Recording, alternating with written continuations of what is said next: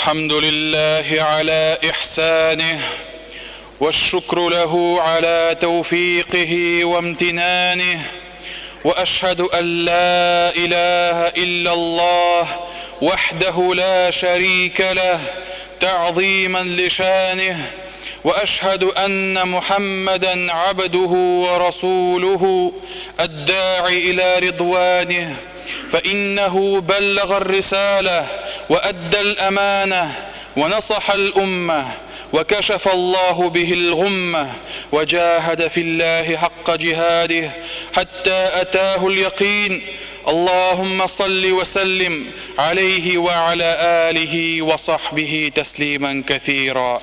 يا أيها الذين آمنوا اتقوا الله حق تقاته ولا تموتن إلا وأنتم مسلمون. يا أيها الناس اتقوا ربكم الذي خلقكم من نفس واحدة وخلق منها زوجها وبث منهما رجالا كثيرا ونساء واتقوا الله الذي تساءلون به والأرحام إن الله كان عليكم رقيبا. Galamlarını yoktan bar kılıp hem bizlerini halık etken, terbiyelegen Allah Rabbimizga barşa hamd senelerimiz, uluglaw maqtawlarımız bulsun. Şehadet getiremen Allah'tan başka gıybedet kılırga layıklı zat yoktur. Allah bar, Allah bir. Hem şehadet getiremen Muhammed ibn Abdullah Allah'ın hak ilçisi, doğru peygamberi hem şerif bulgan kuludur. Allah ona, onun gailesine hem onun sahabelerine özünün salavat şeriflerin birseydi. Allah subhanahu ve teala izgi kitabında eyte: ey iman getirgen bendeler, Allah'tan hakiki korku bilen korkıgız, takvalı buluguz, hem bari tek Müslüman bulup kına ölügüz dedi. İkinci bir ayetinde eyte: ey kişiler, sizlerini yaratkan, halık etken Rabbinizden korkıgız. O sizni bir kişiden yarattı, ondan ipteşi hatının barlıkka getirdi. Hem alar ikisinden küp irlerini hem hatınlarını dünyaya şeşti. Belki bir-birinizden Allah hakkı için soruyorsunuz. Şul Allah'ın aşığından, şula yok tuğanlık ceplerin özüden korkıgız.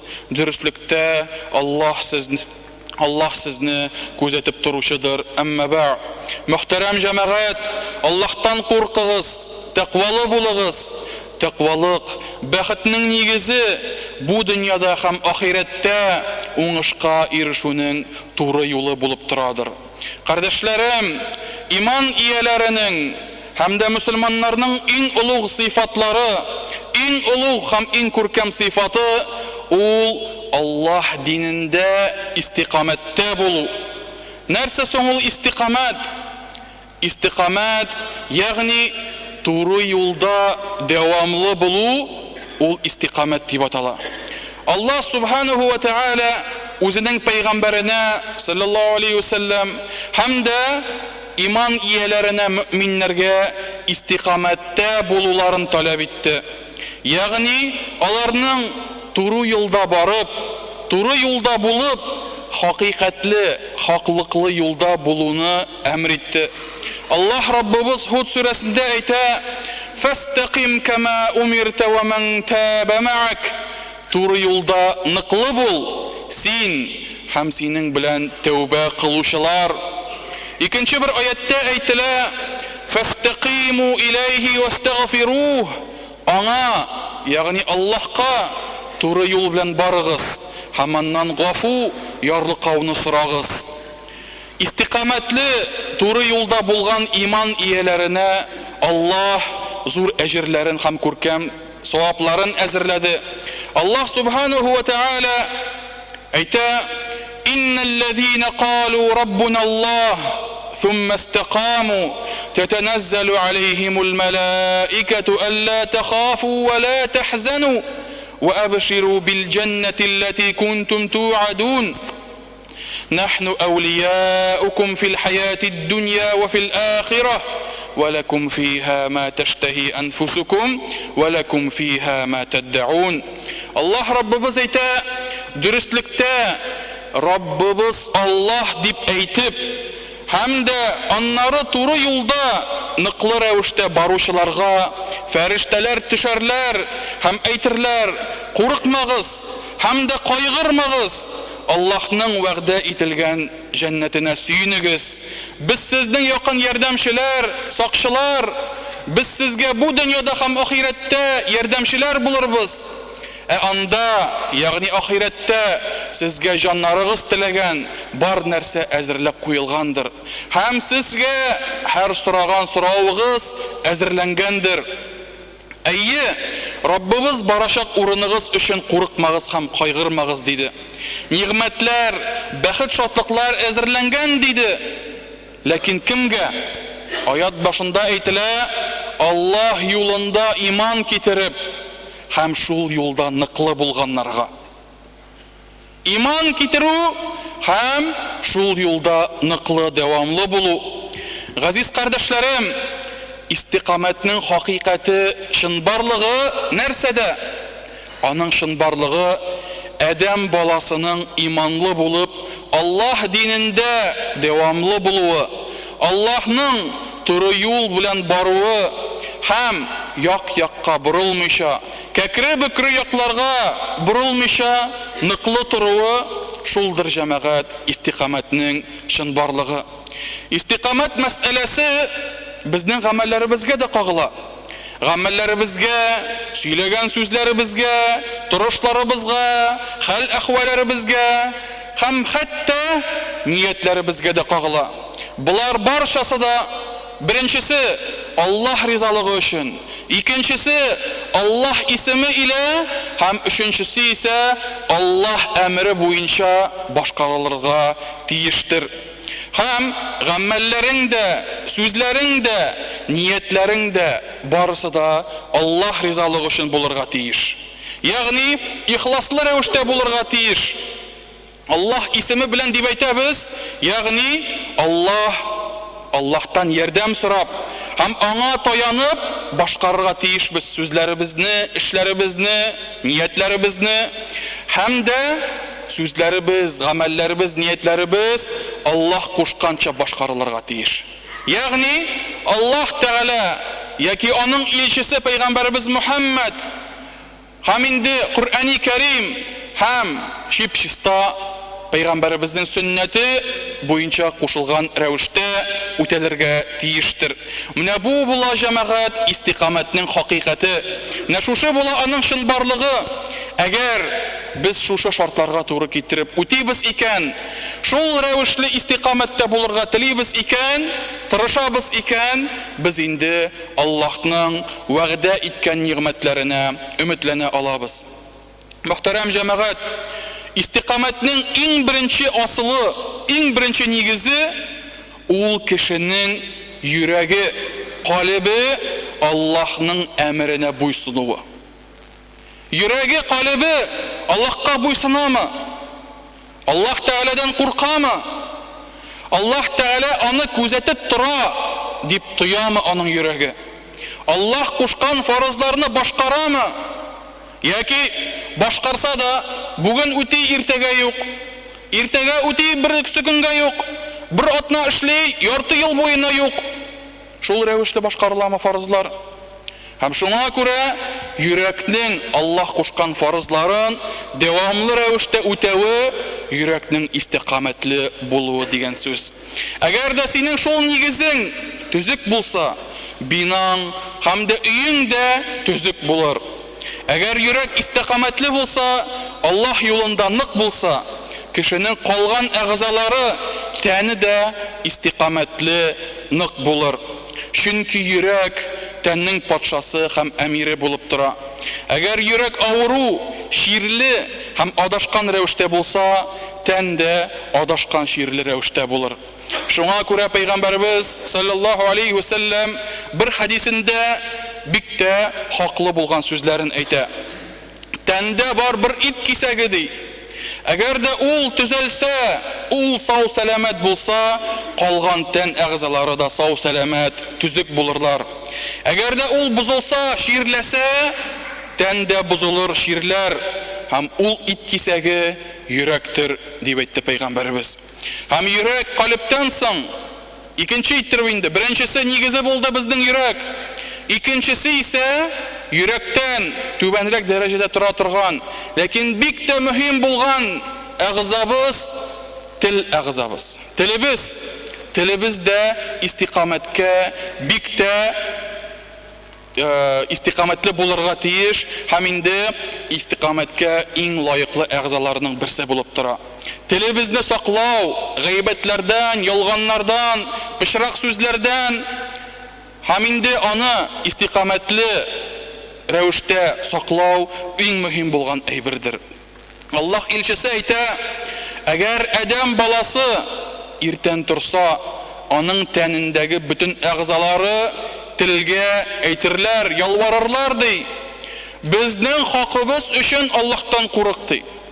Ягъни син үзең сәбәпле Аллаһның ачуына дучар итмә безне ди. Бүтән әгъзалары әйтә: безнең хакыбыз өчен Аллаһтан курык. Әгәр син истиқамәтле булсаң, без барчабыз да истиқамәтле, туры юлда ныклы булырбыз. Әгәр син бузылсаң, барчабыз да бузылырбыз дип әйтерләр әгъзалар. Һәм шуңа күрә мөмин кеше өчен бик тә мөһим үз-үзе белән көрәшүе, Аллаһ юлында истиқамәтле булуы һәм шул халәтне саклауы.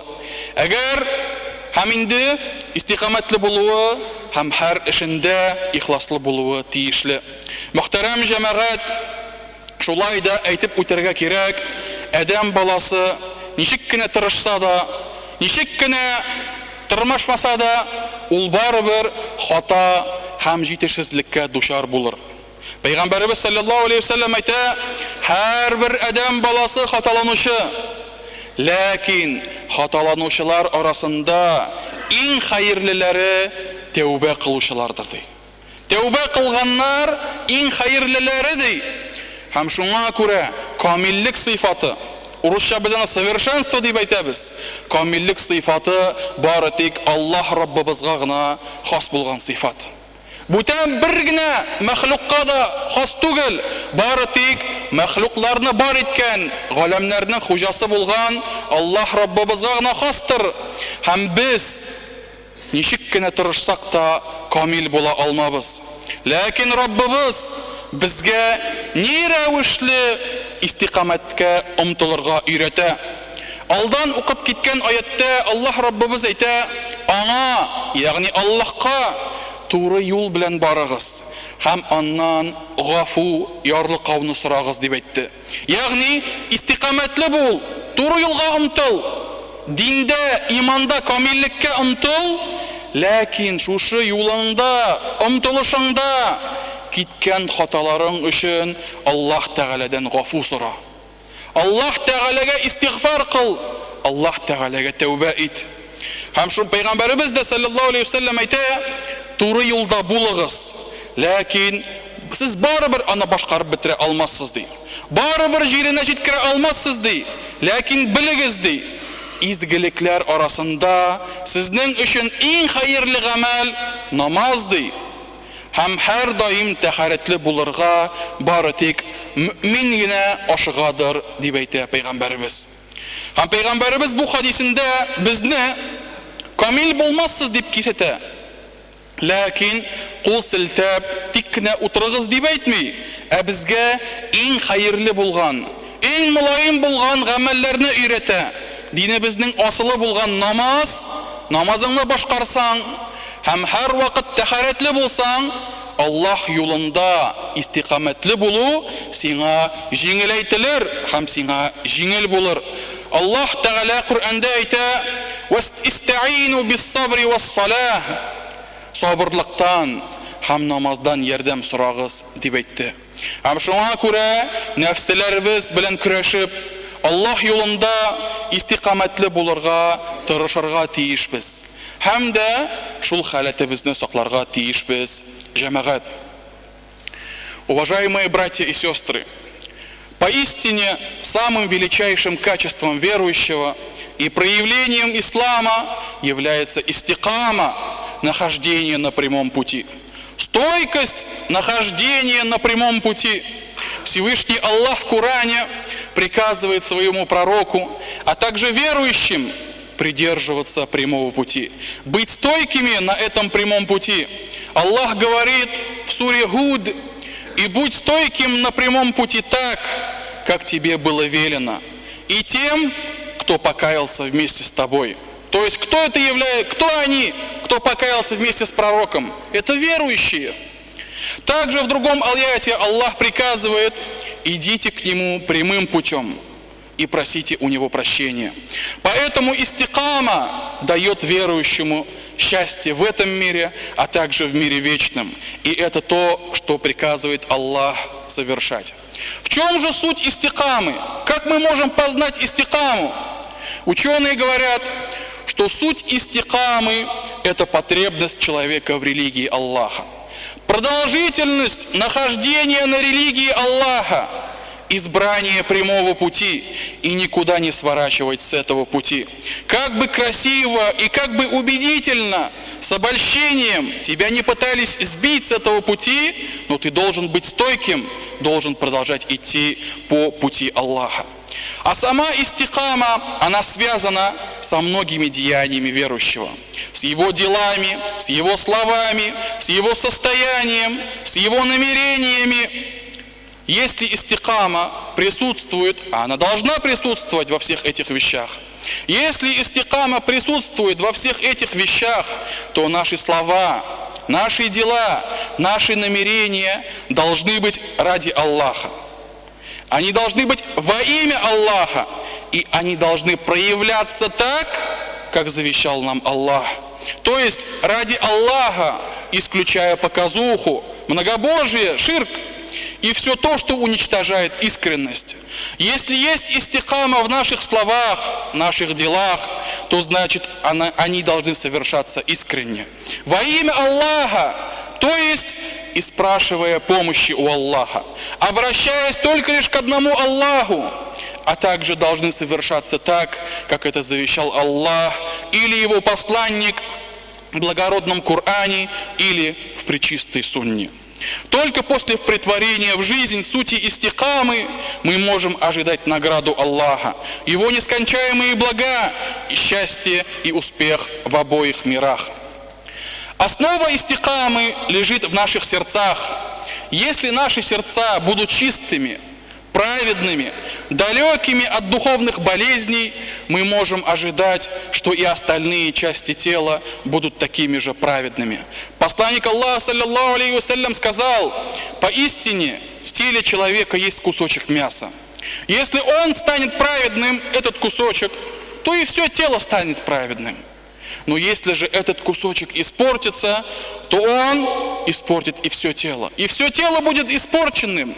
Этот кусок мяса – это и есть сердце. Поэтому нам следует следить за истикамой наших сердец, дабы подчинялись наши сердца приказам Аллаха. Страшились они только лишь одного Аллаха и чувствовали за собой наблюдение Аллаха. Следующей степенью истикамы является ее проявление на языке. После заботы верующего о чистоте и здравии сердца следует заботиться также и о чистоте языка. Посланник Аллаха, саллаллаху алейхи вассалям, сказал: когда наступает утро, все органы тела сына Адама обращаются к языку и говорят: побойся Аллаха из-за нас. То есть побойся Аллаха, разгневать его, и по твоей причине погибнем мы все. Ведь мы зависим от тебя. Все органы говорят языку: мы зависим от тебя. Если ты будешь стойким на прямом пути, то и мы будем стойкими на прямом пути. Если же ты собьешься с него, то и мы собьемся с прямого пути. Поэтому всем нам следует проявлять стойкость на прямом пути, продолжать бороться со своим нафсом, со своими страстями и остерегаться от того, что искореняет истикаму и сбивает с прямого пути. Мөхтәрәм җәмәгать, бер-ике сүз кичә ишетелгән кайгылы хәбәрләр турында, фаҗигаләр турында. Кичә исламның 5-нче баганасы булган хаҗ гыйбадәте башкарылганда, Мина үзәнендә бер урамда хаҗилар этешеп-төртешеп изелделәр. Хәбәрләрдән ишетелгәнчә 717 кеше вафат булды, 800-дән артык кеше җәрәхәтләнде. Әйе, бу хәбәр туганнарга, танышларга, якын белешләренә бәлки кайгылы хәбәр булып торадыр. Ләкин, мөхтәрәм җәмәгать, вафат булганнар өчен бу валлаһи сөенеч. Бу алар өчен бәхетле үлем. Пәйгамбәрбез саллаллаһу алейһи ва саллям хаҗ кылган вакытта бер сахаба ихрам киемен кигәндә, ак киемнәрдә дөясеннән егылып төшеп, дөясе моны сытып үтерде. Дөясе астында калып, сытылып үлде. Һәм шул кешене җирләргә, күмәргә әзерләнгәндә Пәйгамбәрбез саллаллаһу алейһи ва саллям әйтте: "Ул кешене ди, сидр агачы яфракларын кушып су белән юыгыз" ди. Ике ак киеме, безнеңчә ул ихрам киемнәре дип атала. Ике ак киеме белән кәфенләгез, ислимай тигезмәгез кәфененә ди, һәм башын капламагыз ди. Кыямәт көнендә ул тәлбияне әйтеп кабереннән торгызылыр диде. Тәлбия, ягъни ләббәйк Аллаһумма ләббәйк дип әйтер. Аның мәгънәсе нәрсә? Менә мин синең каршыңда, Раббым. Менә мин синең алдыңда дип әйтер. Һәм шул рәвешле кабереннән торгызылыр. Бүтән кеше кайгы хәсрәттә булырлар, шәп шәрәтән булырлар. Нәрсә эшләргә, кайда берләргә белмәсләр. Хаҗда ихласлы рәвештә вафат булганнар, алар тәлбия әйтеп, Аллаһ Раббыбызга, менә мин синең каршыңда дип басып торырлар. Һәм Аллаһ Раббыбызга ялварырлар. Нинди дәрәҗәле турыш. Һәм инде икенче әйбер исә кимчелексез һәм ихласлы рәвештә башкарылган хаҗ өчен Аллаһ Раббыбыздан бүләк ул җәннәттер җәмәгать. Ягъни хаҗыңны башкарсаң, хаҗда булсаң, фәхешле сүзләрдән, фәхешле эшләрдән, талашулардан, ызгышлардан саклансаң, синең хаҗың камил булыр һәм хаҗың өчен җәннәтле булырсың дип әйтә Пәйгамбәрбез. Бу кешеләр шул эшләрне башкарганда вафат булдылар. Иншалла, һәрберсе дә ихласлы булгандыр. Иншалла, һәрберсе дә кимчелекләрдән саклангандыр. Һәм шуңа күрә без Аллаһ Тәгаләдән өметләнәбез, аларның һәрберсе дә җәннәтле булырлар һәм һәрберсе дә Аллаһ Тәгаләнең рәхмәтенә юлыгырлар. Һәм безнең барыбызның да теләгәннәребез нәрсә соң ул? Бердән-бер әйбер телибез. Аллаһның рәхмәте, Аллаһның җәннәте, Аллаһның мәңгелек нигъмәтләре. Барыбыз да шуңа омтылабыз. Һәм шуңа күрә Раббым Аллаһ мөселманнарның вафат булганнарын үзеңнең рәхмәтеңә ирештер. Исән булганнарны туры юлга күндереп, истиқамәттә дәвамлы булырга насип әйләсәң иде. Aqulu ma tasma'un wa astaghfirullah al-azim al-jalil li wa lakum wa li sa'iril muslimin min kulli dhanb innahu huwal ghafurur rahim.